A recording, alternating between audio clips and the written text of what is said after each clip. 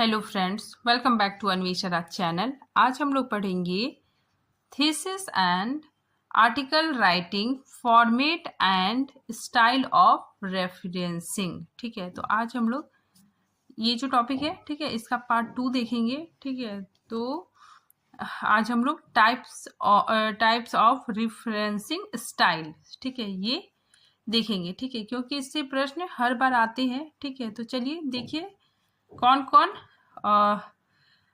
कौन कौन referencing style होता है। तो देखिए APA, ठीक है, तो APA इसका full form American psychological association. ठीक है, ये APA, ठीक है, इसका फुल फॉर्म है। ठीक है, फिर देखिए MLA, ठीक है, मॉडर्न लैंग्वेज एसोसिएशन। ठीक है, तो ये जो दोनों है, ठीक है, दोनों रिफरेंसिंग स्टाइल है। ठीक है, ये वेरी वेरी इंपॉर्टेंट है। ठीक है, और इसी से प्रश्न हर बार आता है। ठीक है, तो देखिए ये चार इंपॉर्टेंट है। ठीक है, लेकिन इन चारों में ये जो दो है, ठीक है, APA और MLA, ठीक है, ये दोनों काफी ज्यादा इंपॉर्टेंट है। ठीक है, तो देखिए तीसरे नंबर में शिकागो मैनुअल स्टाइल। ठीक है, और चौथे नंबर में हार्वर्ड, ठीक है, हार्वर्ड रिफरेंसिंग स्टाइल।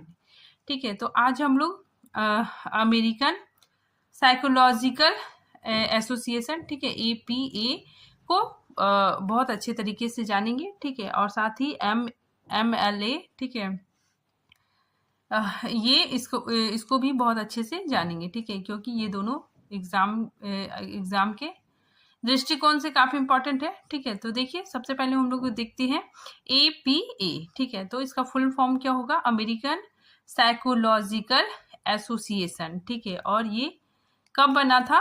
1929 ईस्वी में बना था। ठीक है, देखिए APA स्टाइल, ठीक है, कहाँ कहाँ यूज होता है? ठीक है, तो देखिए सोशल साइंस में, ठीक है, साइकोलॉजी और सोशोलॉजी सब्जेक्ट में, ठीक है, एजुकेशन के लिए यूज होता है, और बिजनेस के लिए इसका यूज होता है। ठीक है, अब देखिए MLA, ठीक है, इसका full form modern language association. ठीक है, इंपॉर्टेंट है ये।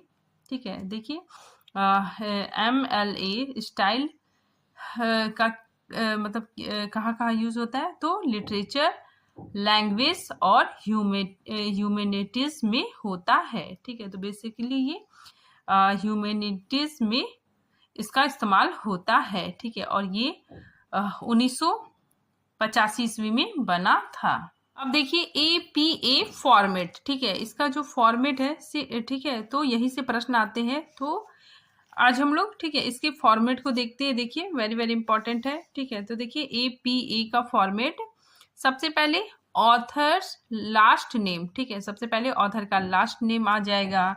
ठीक है, उसके बाद इनिशियल मतलब क्या होता है कि जो ऑथर है, ठीक है, उसके नाम का पहला लेटर, ठीक है, वो आ जाएगा। ठीक है, फिर ब्रैकेट में ईयर ऑफ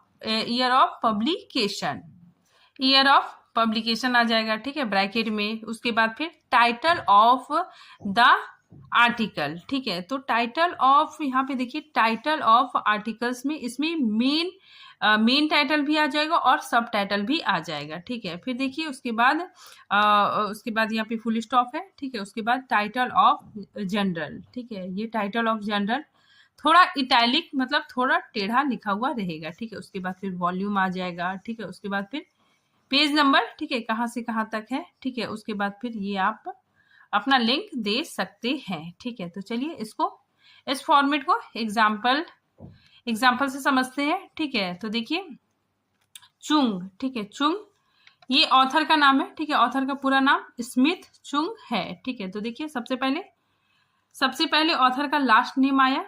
ठीक है, लास्ट नेम आया चुंग। उसके बाद फिर उसका जो पहला नाम है, ठीक है, उसका फर्स्ट लेटर आ गया। ठीक है, उसके बाद फिर फुल स्टॉप, फिर जो ईयर है, ठीक है, वो ब्रैकेट में आया। ठीक है, उसके बाद फिर ये क्या है? मेन टाइटल है। ठीक है, तो ये क्या है? Main title. ठीक है, foresting parasocial relationship with celebrity on social media. ठीक है, तो यहाँ तक मेन टाइटल हो गया। ठीक है, उसके बाद फिर यहाँ से सब टाइटल आ जाएगा। ठीक है, इम्प्लीकेशन फॉर सेलिब्रिटी इंडोर्समेंट। ठीक है, तो यहाँ तक सब टाइटल आ गया। ठीक है, उसके बाद फिर ये देखिए साइकोलॉजी एंड मार्केटिंग। ठीक है, ये क्या आ गया, मतलब जनरल जहाँ पे पब्लिशिंग हुआ है। ठीक है, तो ये जनरल का नाम आ जाएगा। ठीक है, उसके बाद फिर वॉल्यूम। ठीक है, उसके बाद फिर पेज नंबर। ठीक है, कहाँ से कहाँ तक पेज नंबर है। ठीक है, वो आ जाएगा। ठीक है, उसके बाद फिर आप लोग इसको लिंक दे सकते हैं। ठीक है, तो ये फॉर्मेट APA का है। ठीक है, तो ये फॉर्मेट याद रखिएगा आप लोग। ठीक है, वेरी वेरी इंपॉर्टेंट है। ठीक है, कि सबसे पहले ऑथर का, ठीक है, ऑथर का लास्ट नेम आता है।